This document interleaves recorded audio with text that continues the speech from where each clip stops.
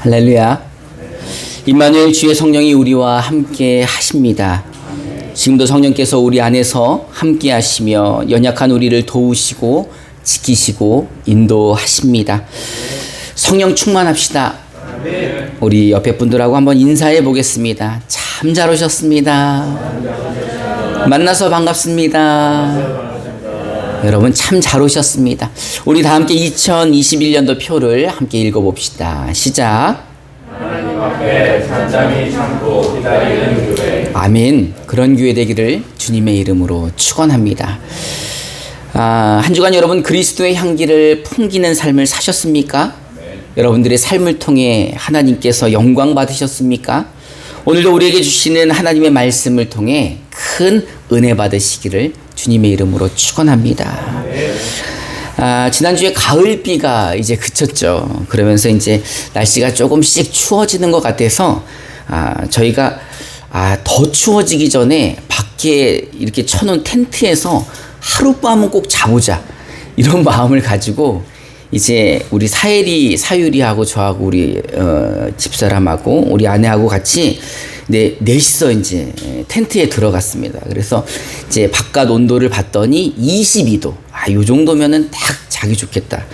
이러고 이제 저희가 다 같이 자다가 중간에 다 집으로 들어갔어요. 그리고 얻은 것은 이제 콧물이죠.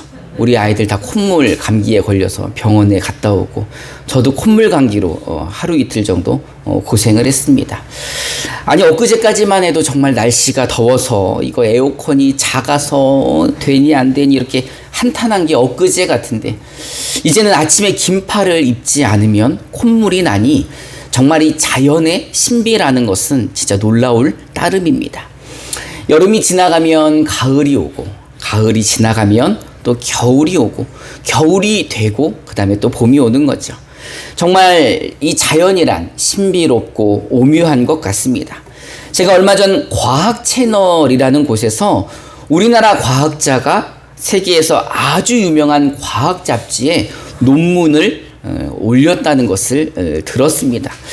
그 이야기가 얼마나 신기한지 우리나라의 이제 카이스트 교수인데 세계 최초로 이분이 그거를 발견을 해내서 아마 이제 나중에 지금 30대니까는 후에 우리나라에서 기대할 만한 노벨상 후보가 되지 않을까라고 할 정도로 놀라운 발견을 했다고 합니다. 근데 그 내용이 인간의 배아에는 이 소수의 세포들이 있는데 이 소수의 세포가 인체에 존재하는 40조 개의 세포들로 어떻게 구성하는지 또 언제 분화되는지를 연구한 겁니다.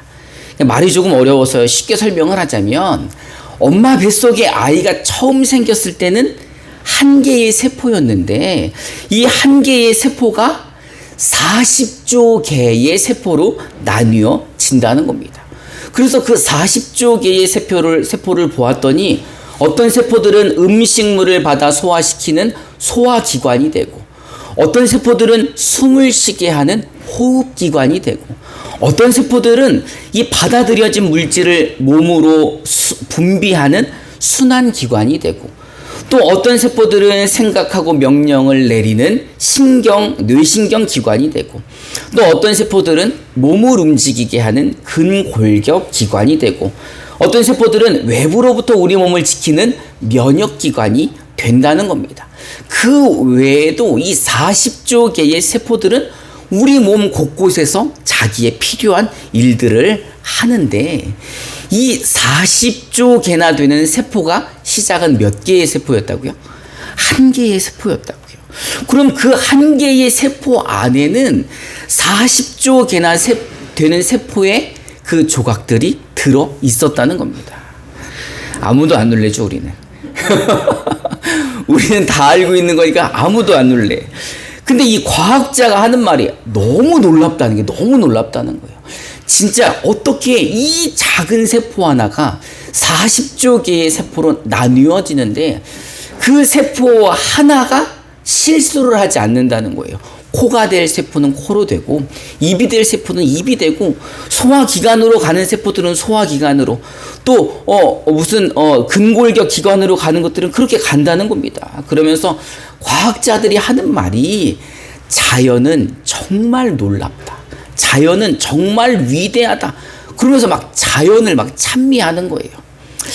근데 이제 제가 그거를 보면서 저 과학자들 진짜 똑똑하지만 내가 조금 더 나은 부분이 있는 것 같다는 생각이 드는 거예요. 그 이유는 뭡니까?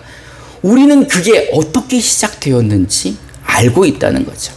우리 창세기 1장 1절을 우리말 성경으로 한번 읽어봅시다. 시작. 하나님께서 태초에 하늘과 땅을 창조하셨습니다. 하나님께서 세상에 아무것도 없을 때 하늘과 땅을 창조하셨다는 거죠.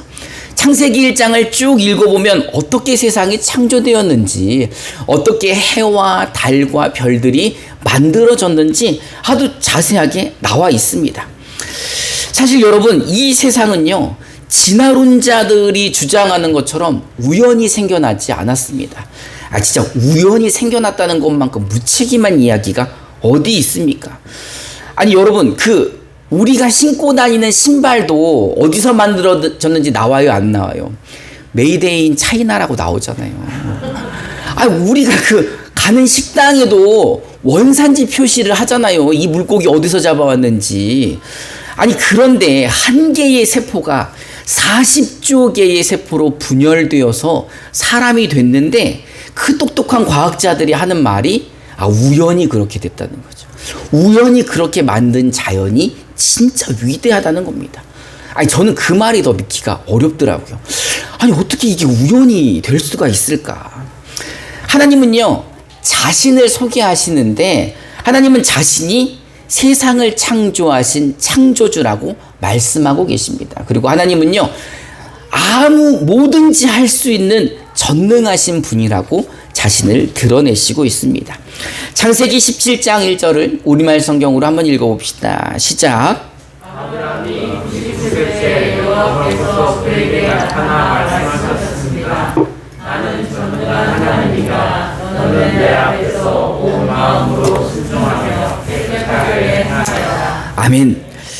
99세 때 아브라함에게 하나님께서 나타나셔 자신을 전능하신 하나님, 세상을 창조하신 하나님이라고 말씀하고 계십니다. 그래서 아브라함은 그대로 믿었어요. 여러분들은 믿으십니까? 여러분들은 하나님이 세상을 창조하셨다고 믿으십니까? 그 하나님은 못하시는 것이 없는 전능하신 분이라는 것을 믿으십니까? 이 전능하신 하나님께서 세상을 창조하시고 자연 만물을 창조하셨는데 그것을 믿을 수 없는 과학자들은 그저 그가 만든 자연 만물을 보고 감탄할 뿐입니다. 제가 조금 더 감탄할 수 있도록 영상을 하나 준비해 보았습니다. 함께 영상을 한번 보시죠. 여러분, 이 영상이 20분짜리예요. 지금 이 폴라리스는 아직 시작도 안 한 거예요. 뒤에 가면은 이거는 될 것도 아닌 별들이 나오는데 원하시면 제가 유튜브를 한번 보여드릴게요. 이게 19분짜리라 다 볼 수가 없어요. 제가 이걸 보면서 진짜 이게 놀라지도 않을 정도로 큰 거예요. 이 태양 이것만 해도 아까 본 게 태양의 무슨 40배지만 뒤에 가면 태양의 500배, 태양의 1000배, 태양의 10,000배, 그 다음에는 태양 크기로 되지 않아서 광년이라는 게 나오죠. 1광년, 2광년, 100광년, 1000광년, 100억 광년 이런 게 나오는데 이 모든 것들을 누가 만드셨다는 겁니까? 하나님이 만드셨다는 거죠.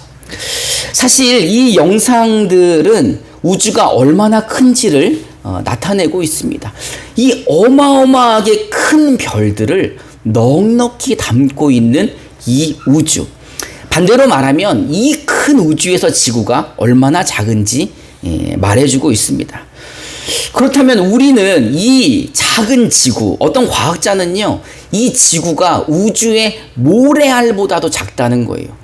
그럼 지구가 우주의 모래알보다도 작으면 우리는 어떻습니까? 우리가 지금 나 50평 살아, 나 100평 살아 이러는데 감곡 땅 전체가 모래알만도 못한 거잖아요. 감곡서부터 부산까지에 있는 모든 땅이 내 땅이라고 해도 우주에 비하면은 진짜 코딱지가 아니지. 모래알보다 코딱지가 크지 않습니까? 그런데 이거보다 더 놀라운 사실을 제가 발견한 것은 이 보잘것없는 우주의 모래알보다도 작은 곳에 살고 있는 우리를 누가 사랑하신다는 겁니까? 세상을 창조하신 전능하신 하나님이 사랑하신다는 겁니다. 우리가 오늘 보는 본문에서는요, 하나님이 우리를 얼마나 사랑하는지 말씀해 주시고 계십니다. 우리 에베소서 1장 4절을 우리말 성경으로 한번 읽어봅시다. 시작. 하나님은 세상이 창조되기 전에 그리스도 안에서 우리를 선택하셔서 사랑 가운데 그 앞에 거룩하고 흠이 없게 하셨습니다. 아멘. 하나님이 우리를 얼마나 사랑하셨냐 하면요, 세상이 창조되기도 전에 그리스도 안에서 우리를 선택하셨다라는 겁니다. 그리스도 안이라는 이 표현은요, 우리의 선택과 우리의 죄 사함과 우리의 구원에 있어서 예수 그리스도가 전제된다는 뜻입니다. 그리스도 안에서만이 이루어질 수 있는 사건, 그리스도 안에서만이 우리를 선택하실 수 있고 우리를 죄사하시고 구원하시고 하나님의 자녀 삼으실 수 있다라는 뜻입니다.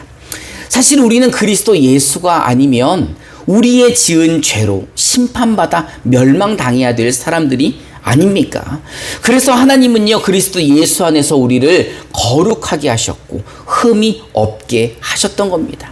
그러기 위해 예수님이 십자가에서 우리를 대신하여 죽으셨던 거죠. 그래서 우리가 그 십자가의 은혜가 감사하고 그 십자가의 은혜로 우리가 죄사함 받아 흠이 없고 거룩하게 된 것입니다. 우리는 그리스도 예수로 인하여 세상이 창조되기도 전에 하나님의 선택을 받은, 하나님의 사랑을 받고 있는 사람들인 것입니다. 우리를 그리스도 예수로 인해 거룩하고 흠이 없게 하신 이유는 하나님이 우리를 사랑하시기 위하여, 하나님이 우리를 자녀 삼으시기 위하여 그렇게 하셨다는 겁니다. 에베소서 1장 5절을 우리말 성경으로 한번 읽어봅시다. 시작. 하나님은 우리의 기뻐하시는 뜻을 따라 우리를 예정하셔서 예수 그리스도로 말미암아 하나님의 양자가 되게 하셨습니다. 아멘. 우리는 하나님께서 기뻐하시는 하나님의 뜻에 따라 예수 그리스도로 인하여 하나님의 자녀가 되었습니다. 그리고 하나님의 자녀가 된 우리는요, 하늘에 속한 모든 신령한 복을 받게 되었습니다. 우리 에베소서 1장 3절을 우리말 성경으로 한번 읽어봅시다. 시작. 하나님 곧 우리 주 예수 그리스도의 아버지를 찬양합니다. 하나님은 그리스도 안에서 하늘에 속한 모든 신령한 복으로 우리에게 복을 주신 분이십니다. 아멘. 하나님은 하나님의 자녀들에게 하늘에 속한 모든 신령한 복을 우리에게 주셨습니다. 이거 좀 아쉬우세요? 예? 하늘에 속한 모든 신령한 복만 주셔서 아쉽죠. 좀 땅에 속해서 조금 지저분해도 되니까 땅에 속한 복도 좀 섞어 주셨으면 하는 마음이 없지 않죠. 여러분, 그러나 우리를 사랑하시는 하나님은요, 우리에게 하나님께서 누리시는 하늘에 속한 모든 신령한 복을 우리에게 주셨다는 겁니다. 여러분, 자녀라는 것은요, 그 집에 대한 소유권이 있는 사람입니다. 그 집의 재산에 대한 상속자를 말하는 것입니다. 부모의 재산에 대해서 자녀에게는 상속권이 있죠. 우리가 바로 그런 존재라는 겁니다. 여러분, 삼성의 그 고 이건희 회장의 모든 소유가 그가 이제 죽고 난 이후에 누구 것이 됐습니까? 다 자녀들의 것이 되었죠. 하나님의 자녀라는 것은요, 바로 그런 겁니다. 하늘에 속한 모든 신령한 것들에 대한 상속권이 우리에게 있습니다. 천국에 대한 상속권이 우리에게 있는 것입니다. 또한 그것들을 누릴 권한이 우리 안에 있는 것입니다. 그리고 천지를 창조하신 전능하신 하나님이 우리를 얼마나 사랑하셨습니까? 창세전에 우리를 선택하실 만큼 사랑하셨고 그 아들 예수를 십자가에 죽게 하실 만큼 우리를 사랑하신 겁니다. 그러면 상당히 많이 사랑하신 것 아닙니까? 우리를 진짜 많이 사랑하신 것 아닙니까? 우리 로마서 8장 37절부터 39절을 우리말 성경으로 한번 읽어봅시다. 시작. 그러나 이 모든 일에 우리를 사랑하시는 분으로 인해 우리가 넉넉히 이깁니다.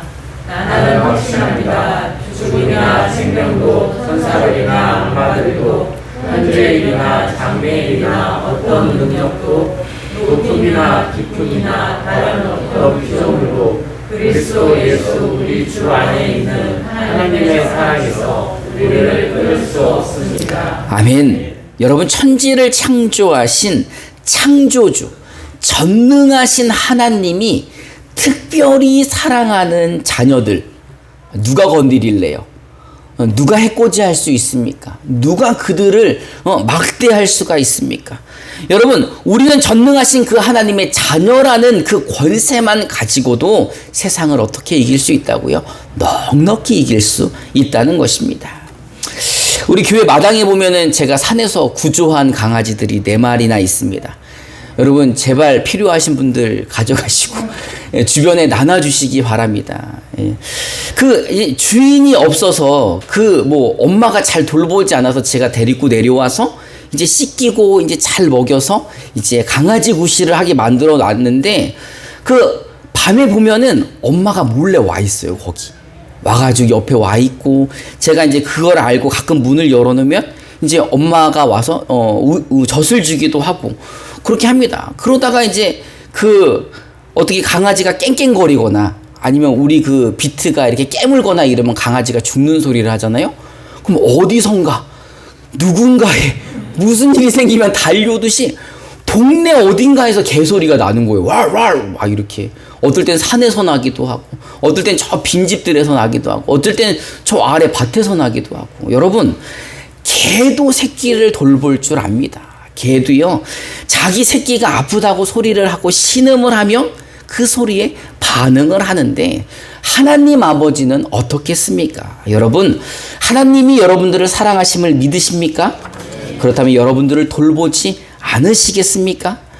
여러분, 하나님은요, 여러분들을 창세전부터 선택하시고 그리스도 예수의 목숨과 바꾼 분들입니다. 우리 빌립보서 4장 6절부터 7절을 개역개정으로 한번 읽어봅시다. 시작. 아무것도 염려하지 말고 다만 모든 일에 기도와 간구로 너희 구할 것을 감사하고 하나님께 아뢰라. 그리하면 모든 지각에 뛰어난 하나님의 평강이 그리스도 예수 안에서 너희 마음과 생각을 지키시옵소서. 아멘. 우리가 제일 좋아하는, 아니 제가 개인적으로 제일 좋아하는 말씀입니다. 부모가 함께 하는데 걱정하고 염려하는 자녀가 있다면 아마 그 자녀는 부모님을 무시하거나 부모님을 믿지 않는 걸 것입니다. 여러분, 임마누엘이 무슨 뜻입니까? 하나님이 우리와 함께 하신다는 뜻인데, 하나님이 우리와 함께함을 믿는 자녀들이라면 염려해서는 안 되죠. 먹고 사는 걸로 걱정하고 근심한다는 것은 하나님을 무시하는 거죠. 예수님이 말씀하셨잖아요. 아이, 들에 들풀도 입히시고 새들도 먹이시는데 너희들이야 어떻게 하겠냐, 이 믿음이 적은 사람들아 라고 안타까워하셨습니다. 여러분, 이제 이 빌립보서의 말씀처럼 아무것도 염려하지 마시기 바랍니다. 그리고 우리를 사랑하시는 전능하신 창조주 하나님 아버지께 감사함으로 기도하시기 바랍니다. 그래서 세상을 넉넉히 이기는 저와 여러분들 되시기를 주님의 이름으로 축원합니다. 우리 함께 찬송하면서 결단하는 시간 갖도록 하겠습니다.